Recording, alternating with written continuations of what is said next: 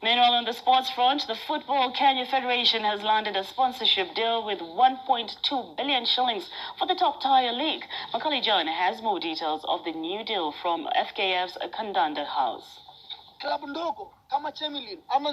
Football Kenya Federation President Nick Mwendo has announced a new sponsorship deal for Kenya's top tier football league. This comes as a welcome relief to football teams that have been starved of sponsorship funds for the last 1 year. Today, I am glad to announce to you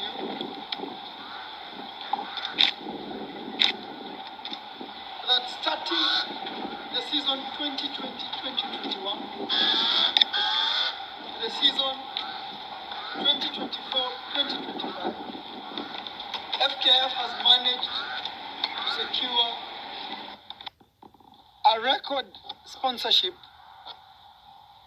for the so-called FKF Premier League worth over $12 million or 1.2 billion Kenya shillings. Ladies and gentlemen, as you know, for the last 3 years, our players have struggled. Our officials have struggled. We have got questions about our top league that we so care about. Now, as we approach taking over the running of the FKF Premier League, we have been working for 1 year to ensure that when we get it, we do the right thing with it. And we have worked day and night. And now, the league will be known as the BetKing Premier League or the BPL. BetKing is the king of betting, especially in Nigeria. They are the number 2 player in the Nigerian market. They have made an entrance in the Kenyan market and have big plans. BetKing, which is said to be the second largest betting firm in Nigeria, has pledged to increase the amount of sponsorship that will be offered to each of the 18 top tier teams every season. This is fantastic news. So this sponsorship starts at $2.2 million in year 1 and grows by 5% in year 2 and grows by 10% in the subsequent years. I want to repeat again. We have said we will be transparent, and we have been transparent indeed in my leadership.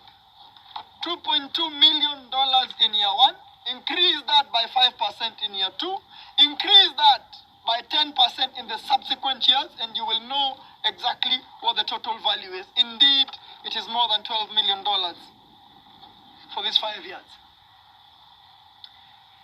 Now, in our view, this means at least 8 million shillings per club. I am indeed optimistic that during my time, my vision is to reach 20 million shillings for every club. And I can tell you today that we have a few more sponsors that we are speaking to. And maybe by the time the league starts, that number might go up.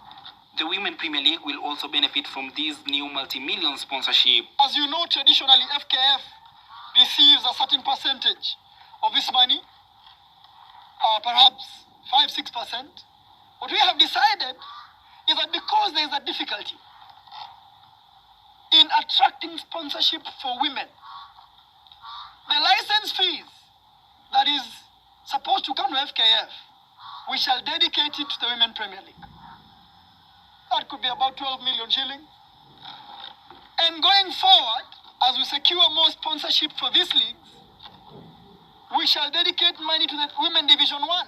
The entry of BetKing will see the exit of Kenya Premier League sponsors of the top tier league, whose sponsorship contract is set to expire on 24th of September 2020. The FKF President Nick Mwendo says KPL's contract will not be renewed, as BetKing will be the new league sponsors for the next 5 seasons. And we have worked day and night, and now the league will be known as the BetKing Premier League or the BPL.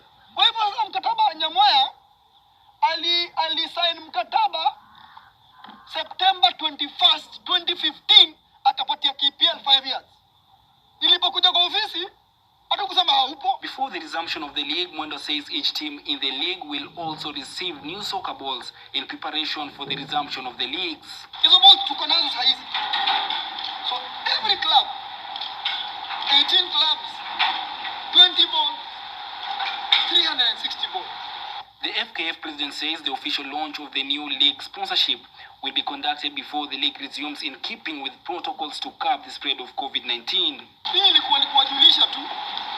Launch inakuja pale September, tukishajua sasa tarehe ya kupiga ball siku gani.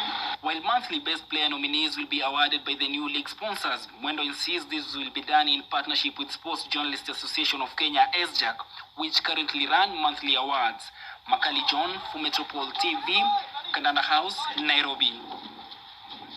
All right, so that's it for our primetime news this evening. Thank you so much for keeping it Metropole TV.